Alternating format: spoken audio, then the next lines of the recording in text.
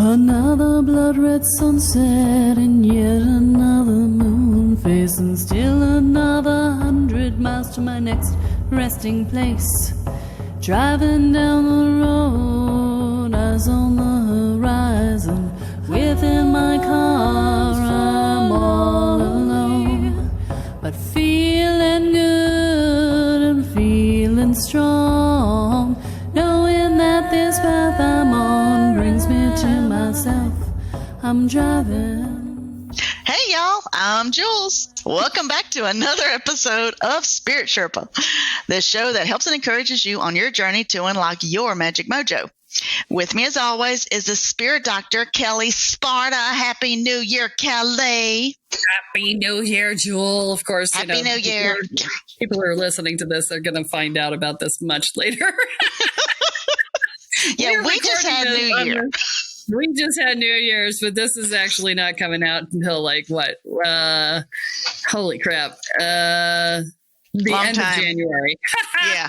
No, we're going to be like, it's just, you guys are just going to have to suck it up because it's New Year's to us. So, welcome. And yeah, shit's going. It's going, man. Things are just like exploding over here in a good way. Things are going really well. So Really? Yeah. Now the volcano's not exploding. No, thank God, no.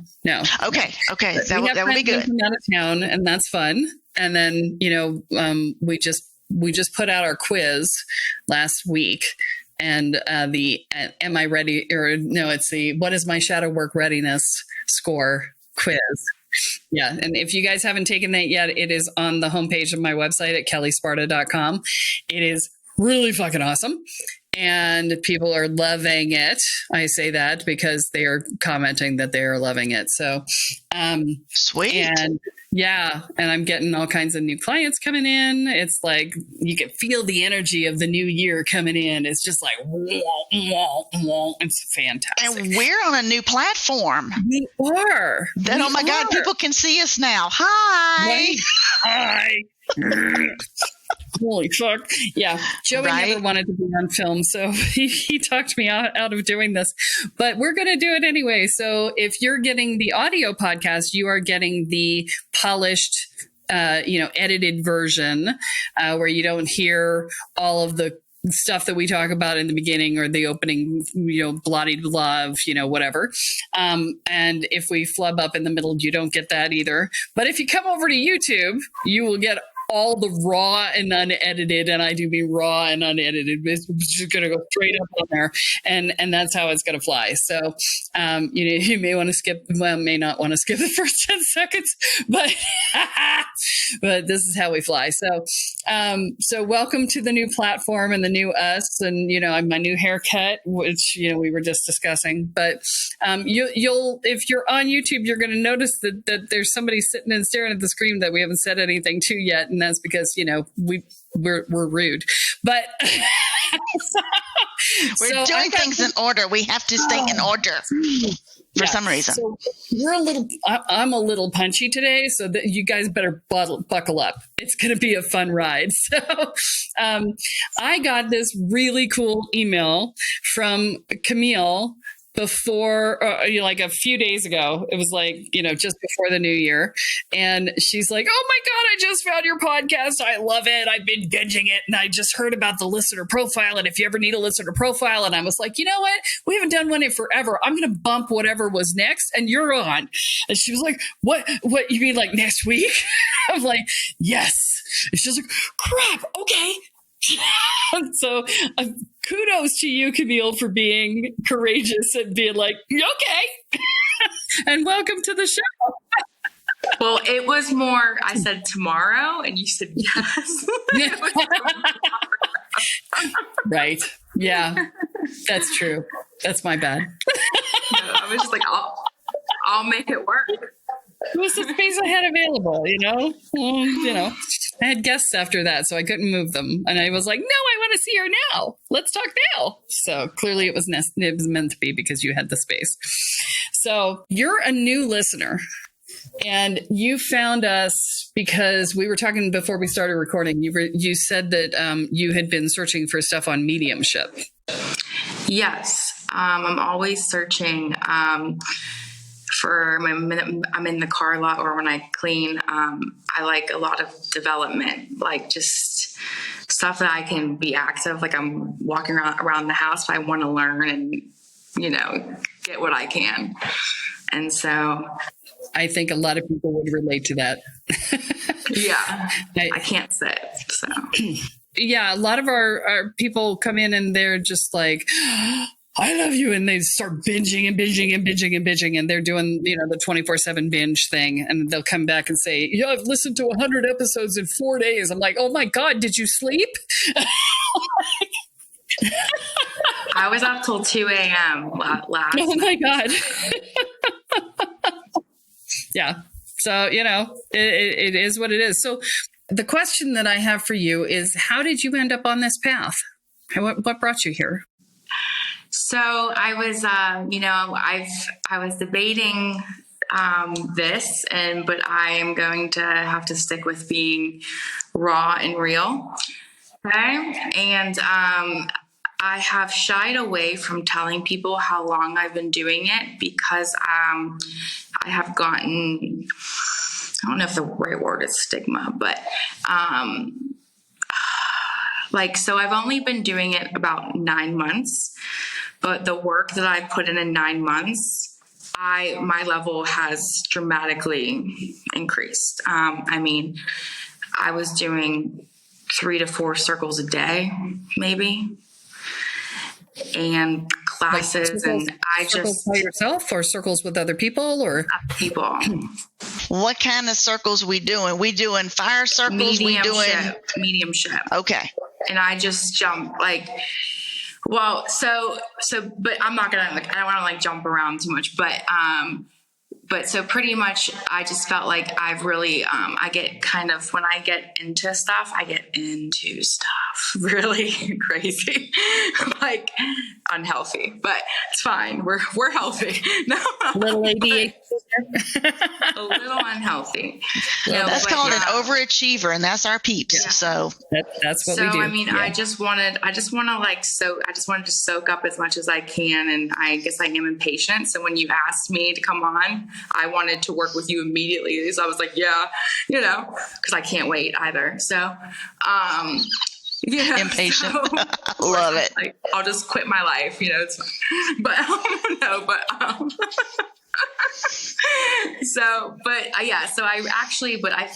I've always been really drawn to the psychic mediums stuff, but I was somebody that believed that people had special powers,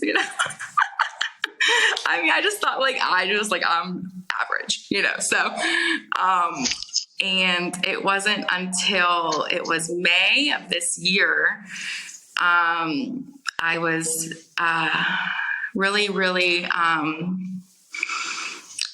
my life force was gray. I was drained. I was a shell. And for me, that's very, very weird because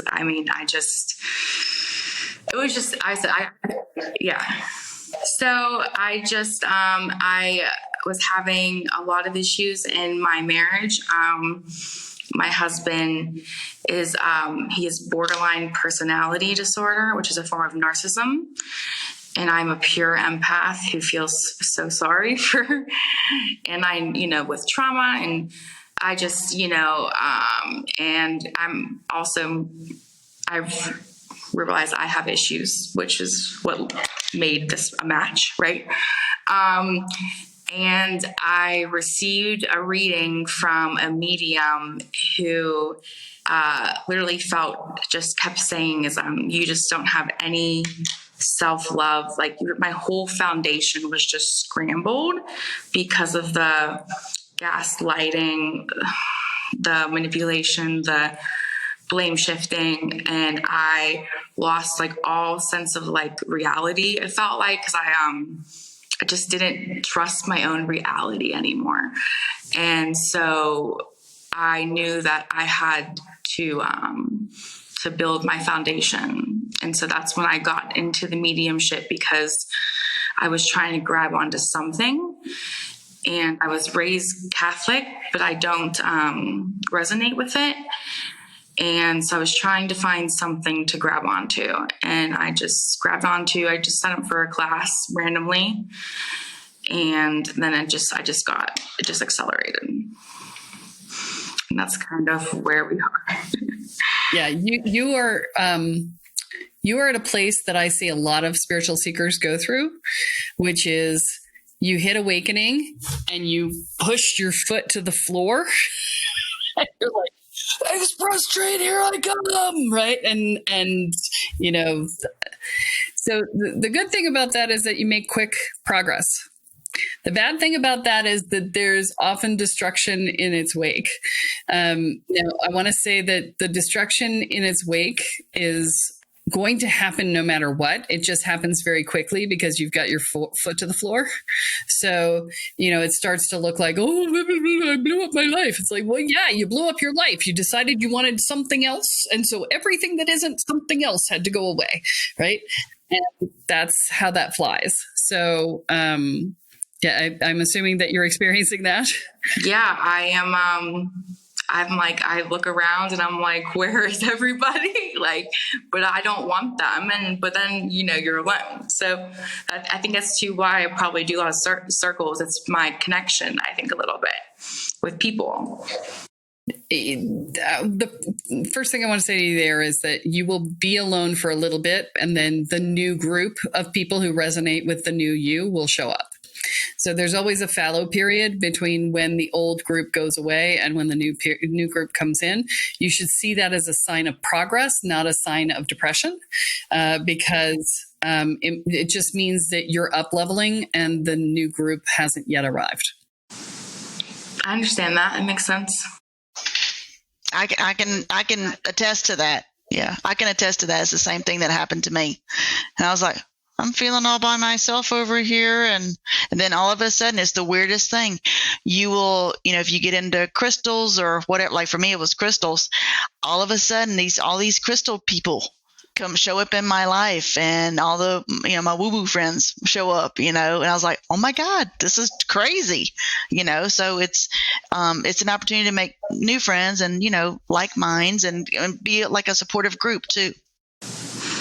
Yeah, because I do, and I have been on this line of like, is this healthy or not healthy, you know? And so I'm glad to hear you say like this is part of the process, because I just know, like, I just don't have need for the people, but then there's still like that other side, you know. It's like a weird spot to be in.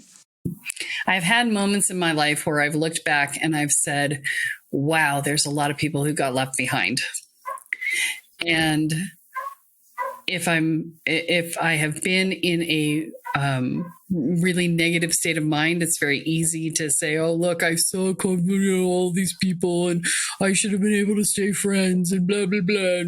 But then, you know, when I'm in a good state of mind, I'm like, right, yeah, I outgrew them. Life goes on. They didn't walk the same path I did. They went a different direction. You know, we parted ways, you know, whatever. But I wouldn't want to be friends with them today per se, just because we're just in different places, right? So yeah, I mean, the key is to not judge yourself around it. The key is to recognize that it is a natural part of the process. And, you know, it's the same as when I was a kid and we would move from one duty station to the next when my mom was being transferred. And I would just pick up new friends and leave behind the old friends because, you know, I was a kid, and what did I know about keeping in touch with people, right? But it's like, you know, you move forward, and it's what's meant to be, because that's where you are, right? You be where you are. And I think I needed so badly to like move. Like I was stagnant and I just needed to move. And then I just felt that like it was necessary. So how much of your life have you blown up? That's the question.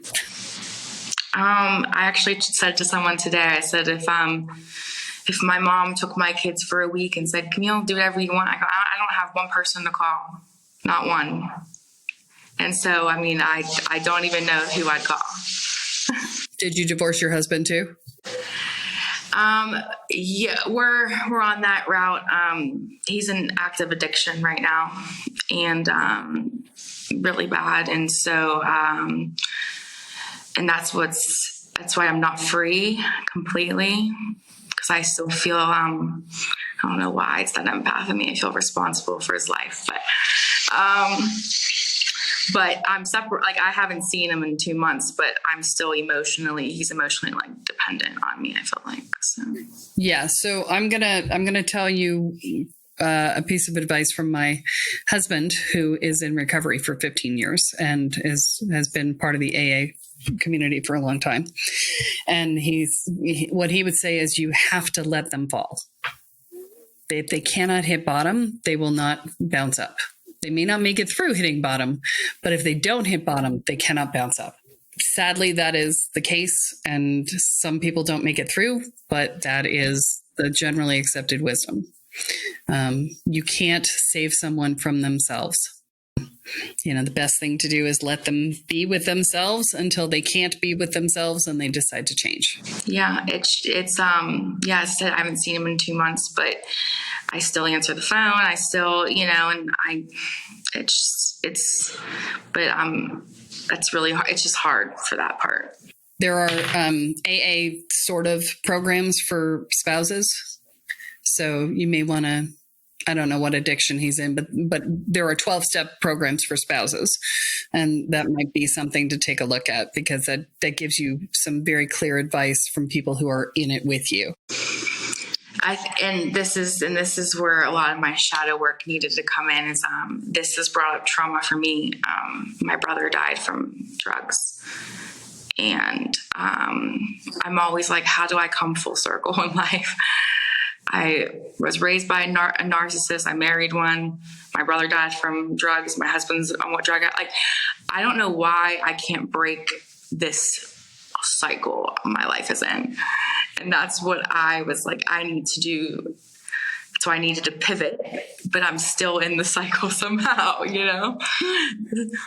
I'm betting that you have guilt around your brother's death.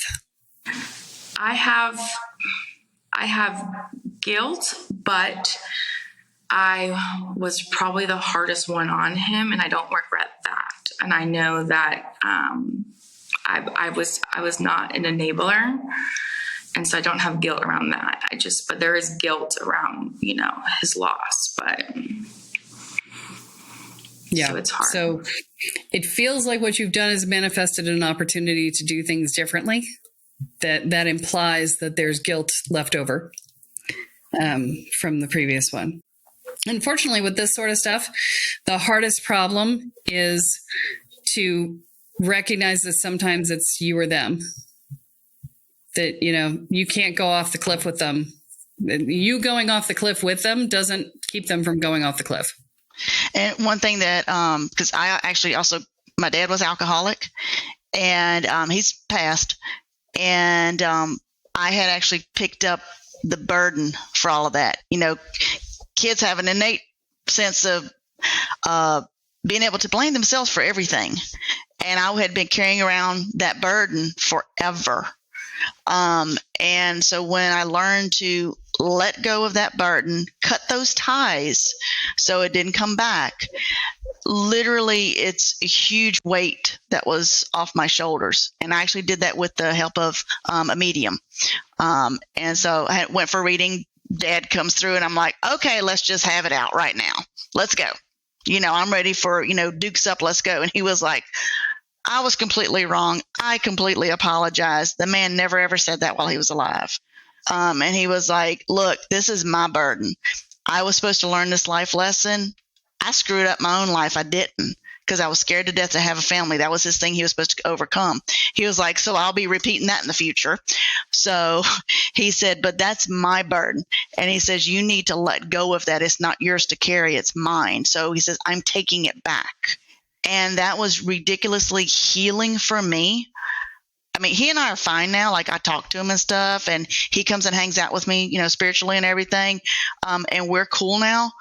But before that, I just despised the man. Was it the acknowledgement that kind of healed it? Because it was him taking his responsibility and not blaming Tom, Dick, and Harry about it. So, you know, and him realizing that those were my choices. I screwed you up. I screwed the family up because our family suffered because of his choices. And now this is my life. So now I get to set the boundaries, create healthy boundaries, or, you know, from myself, and then be able to heal from that and move forward, you know. So I just wanted to offer that to you as far as just from my experience. That's what I can speak to. And I do. And I resonate with that, because I am, I keep feeling like what is hurting my heart the most is just never being, like, when wrongs or mistakes are done, no, like, they don't, like, it's never acknowledged or apologized for. And so it's hard to just, I've been saying of, like, it makes you feel like you don't matter because you don't even deserve an acknowledgement or an apology. And with my dad, he couldn't give what he didn't have. So he did not have the capacity while he was living to actually process what he's all done. It wasn't until literally he crossed over and he went, oh man, really? Crap. And, you know, and then he was able to process that. So he couldn't give me an apology and do that. It wasn't within him to do so, because he just thought this is the way life was. And this is what I was all told, you know, throughout the conversation, you know. He couldn't give what he didn't have. And I don't know your situation or anything like that. Maybe that's part of it. That's probably part of the healing and all. It's great that Jewel got, that you got an apology, you know, posthumous apology. But that almost never happens. Okay. And so one of the biggest challenges that I see with spiritual seekers is that they get really attached to that apology. I'm owed an apology. And it's like, well, if you're attached to it, you're always going to be in victim mode, because the power is with the person who has to give the apology in your mind. And so you have no power in that scenario.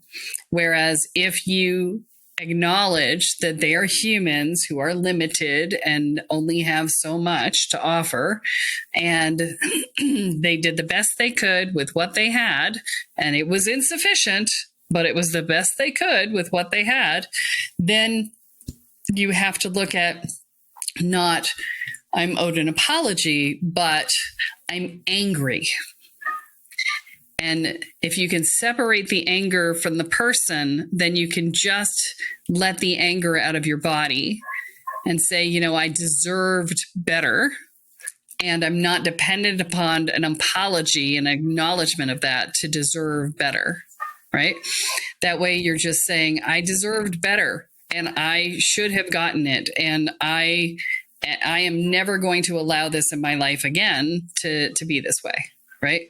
Then you take the power back in the scenario, and you are not dependent upon the person giving you an apology that they are almost never going to give you. I mean, like, yeah, before or after death, 1 in 1,000, maybe more, gets an apology. So you should just not expect a freaking apology, right? There will be none forthcoming. You know, my dad never apologized to me. And that's just how it is, right? So, you know, these are the things that happen, and it's okay. You know, you have to get to the point where, and I can hear people going, it's not okay. People are like, it's not okay. It's like, look, you can either sit in your anger and your upset, or you can take your power back and move on with your life and say, this is never coming. I'm going to accept that. I'm going to accept that I'm never going to get the apology I want. I'm never going to get the parent that I wanted. I'm never going to get the nurturing that I wanted, that I deserved, the love that I wanted and deserved. I'm never going to get that from this person. So I can't fix the past. All I can do is fix the future. So let me make some changes in my life today. And I will make sure that I get sufficient love. I will make sure that I get sufficient support. I will make sure that I nurture myself sufficiently. I will make sure that all of those things are handled, and I will parent myself better than my parents parented me. Okay. Or, then my parents didn't parent me and they've required me to parent them in a lot of instances, right? That's often the case. You're saying like the expectations is kind of what's holding people back a lot, is the expectations of others. Yeah. Well, demands. It's not just expectations, it's demands. It's like, you must apologize to me or I'm not having anything to do with you. So when you don't demand it or expect it, you release it pretty much. Yeah. It just doesn't get you anywhere. Because then you're defining, this is what I learned in Inner Peace 101, just saying. Part of the program is we make our own definitions, and it's defining our lives how we want to define them, not trying to live my life by somebody else's definitions. Because why? They don't get a vote. This is my life. Yeah. So tell us a little bit more about your journey. Tell us what, so you came to this, what was the trigger that brought you in? Brought me to you or in? To spirituality. Spirituality. The trigger was, and when I signed for that first course, so what really made me dive more into it was the leader of the course. She read me and she just was speaking more to my guides, I think, in that course. Like she was more guides, angels, that kind of.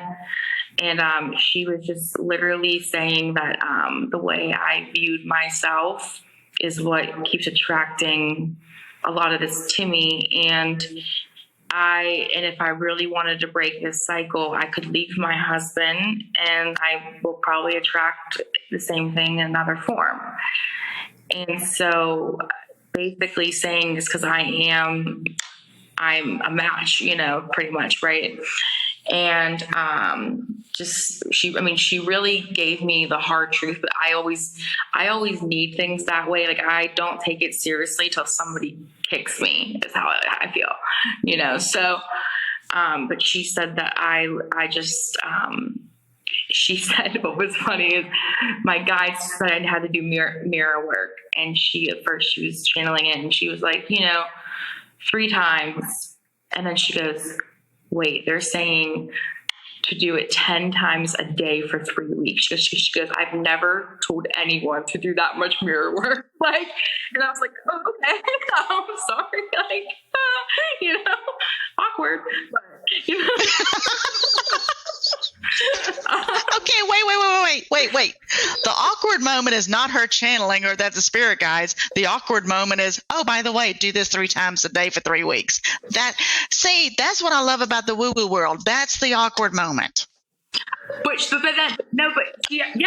like I've never gave someone that much to do, and I was like, I'm that empty of self-love. I don't know. So, all right. So you had a, hardcore kick-ass reading is really what got you there. What brought you to the reading? So it was, I don't know how I found her course. I would think I was just really upset after a terrible fight. And I really felt like he was sucking the love of life out of me. I had no life force. And I was Googling, actually, I remember what started now. Netflix came out with the Gwyneth Paltrow, the Goop show. And there was one episode about, was it the mediums? Was it mediums? She had like the circle, the healing. And I was like, I need this. I just need this. I need to do this. I started Googling. Sadly, there's not really a lot in Pittsburgh, like in person. I really couldn't find anything. And then, of course, my the class had to start like tomorrow. So that limited my choices. And so I just grabbed this class. And what really changed me, though, was in that reading. And I didn't tell her any of this, but this is what really changed my life. Is she said, he has a soul contract. He is never going to change. And she repeated that 3 times. And she goes, because I was hanging on to there's hope. And she said, he's never going to change. And she brought in my brother, and he said, he's never going to change. She kept saying it. And I was like, he's never going to change. I have to get out now before it takes me with it. And that reading, I don't even think she understands that it made me move. So you've been on the express train ride for the last 9 months. Tell our listeners what an express train ride feels like. I've been doing past lives. I've been doing root cause therapy. I've been doing Akashic. I've been doing lucid dreaming. I dabbled in astral projection. This is embarrassing to say it out loud. No, our audience loves this. Trust me. And you're gonna say something. I'm gonna go, whoa, what is that? So keep going. So I think then the shadow work is something that the shadow work in past lives is something that keeps coming up for me, and it's feeling like intuition, or it's like things keep being brought to me about this. Obviously, I keep asking for help to heal, because I solely entered mediumship to heal. And there's just this layer that I'm not getting to the deep nitty-gritty. What are you trying to do? I've never heard the words mediumship and healing put together before. So tell me how you're using that. Yeah. I feel, and this is definitely I think I will say a mistake I made was I had my hands in a lot of pots, a lot of teachers with those pots. And so I have, now that I'm further down the line, I'm just taking what feels correct to me. And I will say with the mediumship is I can't be a good channel if I have all this shit, right? Because then my shit comes out on your shit. So yay, I project all my crap all over you. Yes, that's exactly what happens. So how are you using mediumship to heal, though? How are you doing that? That's interesting, because I have in my experience, this is crazy. In these circles, people I don't know, I'm often paired with people who I can resonate and relate to, and the messages I can take for myself.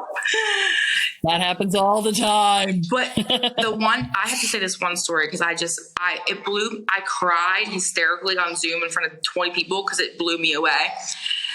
There was an altercation with my husband, physical. I called the police. They took him away, and I was late for my circle. So I hopped on after I just was in the cops in my home.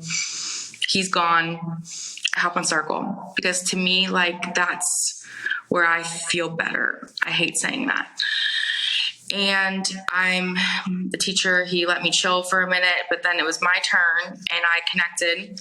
And I held back a lot of the evidence I was given, because I thought it was mine. I thought it was my crap, that I'm too fresh. I was still shaking from trauma. And when this guy was giving his feedback, and the teacher stopped him and said, because I felt like he knew what I got. It's almost like he seemed like he knew what I got, and I didn't say it.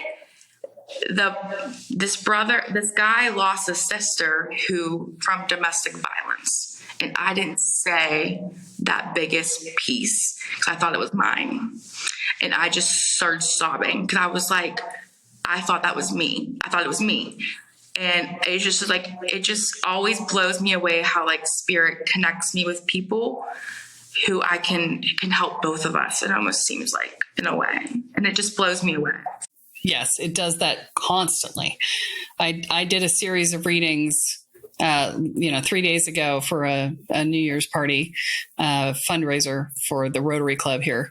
And I did a reading for somebody, and one section of that reading, I had a call the next day with a friend of mine. We exchange readings for each other once a month. And she said the exact same thing to me that I said to that woman in the reading. It was the exact same thing. And I was like, that's validation, right? That's validation. But yeah, it happens all the time. So you are not wrong there. It is not your imagination.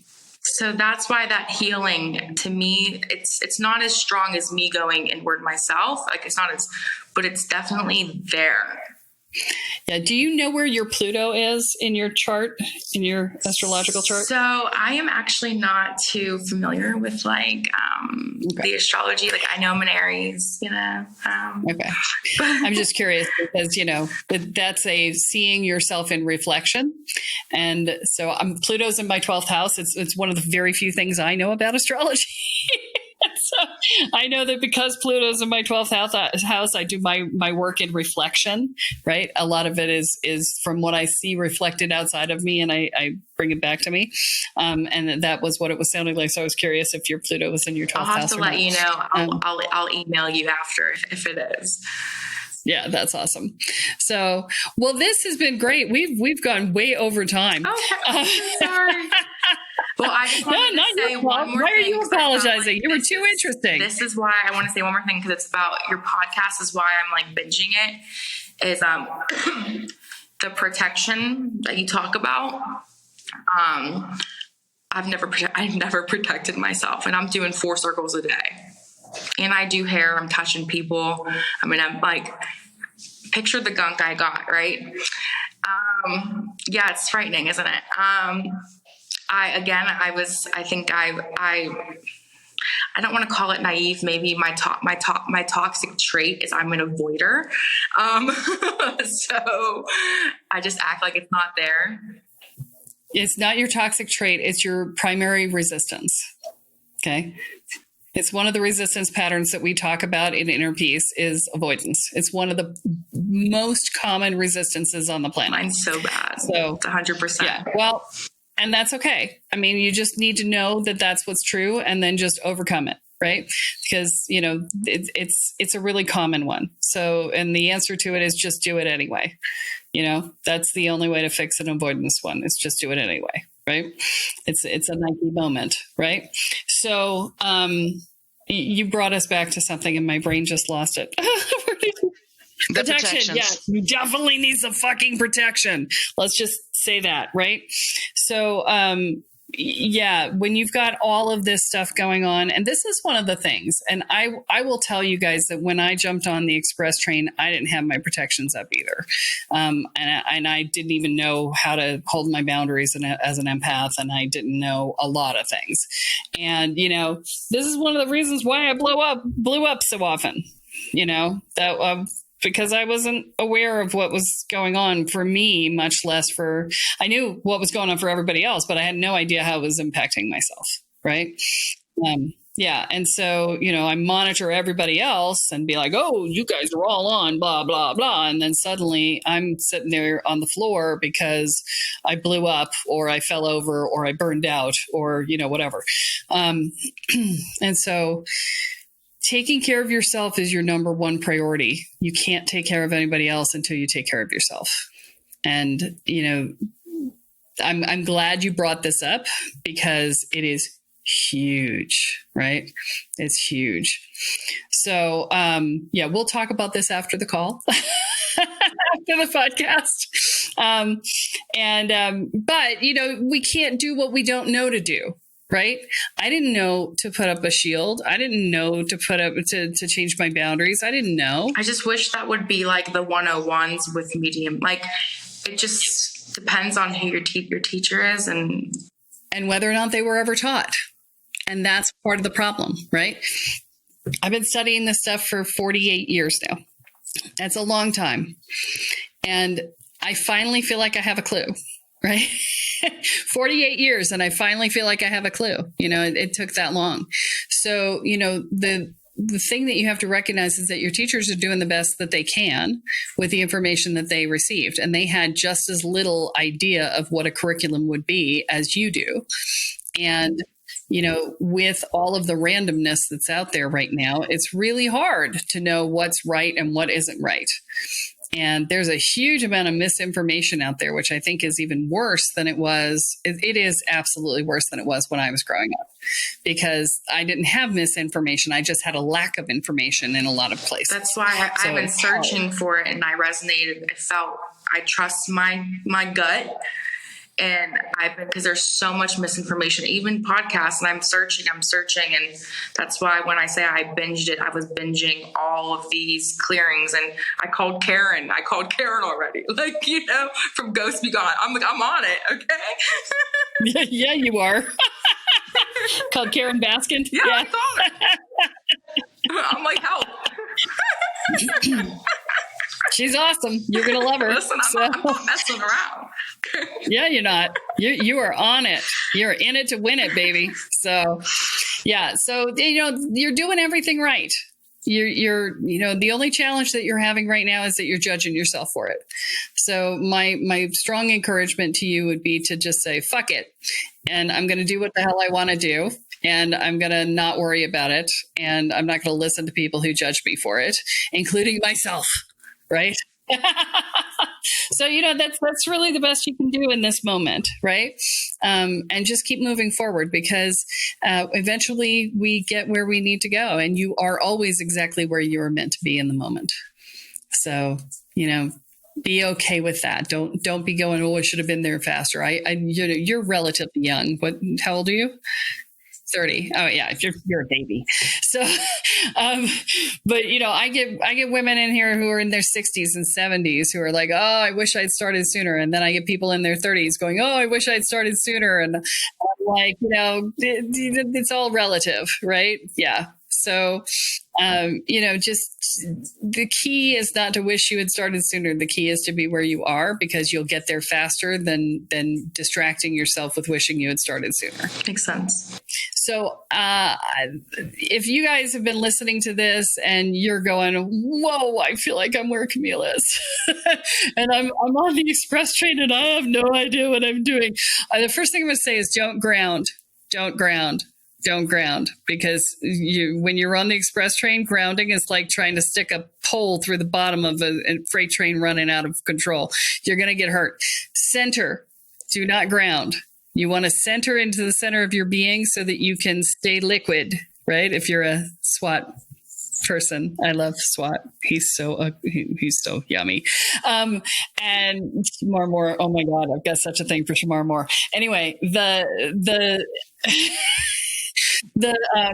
you need to be able to stay liquid. You need to be able to stay moving and in your center. And that's the best way to do it when you're moving this fast, is stay centered. Okay. And then the next thing I'm going to say is, if you want an accelerated path that doesn't have to be wildly out of control and insanely, random, come see me. That I am the express train girl. This is what I do. I take people through processes much faster than you normally get in your day-to-day life. And I do it in a way that is easeful and not traumatizing. So, and not blowy uppy selfie. And not blowy uppy selfie. Yes. So set up a discovery call. There'll be a link in the show notes. We'd love to talk to you and figure out where you are in your process and get you started on that express train in a way that is more structured and sane and some seatbelts. Yeah, not all. A few seatbelts, not all the seatbelts, but yeah, there we go. And so that's it for this week, right? Yeah. So, you have a Kellyism for the beginning of the year. Ground. No, don't ground. Center. Don't ground. Center. Yeah. When on the express train, don't ground. Center. Yes. Center and there you go. That was your we're Kelly. moving forward. All right. Well, tune in next time, folks, when Kelly adds another chapter into your guide to energy, magic, and the spirit world. I'm Julz, here with Kelly Sparta and Camille O'Malley, and you have been listening to Spirit Sherpa. Bye, guys. So long. Bye. Driving down the road, eyes on the horizon.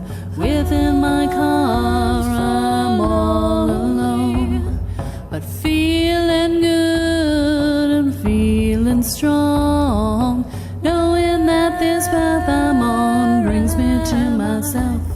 I'm driving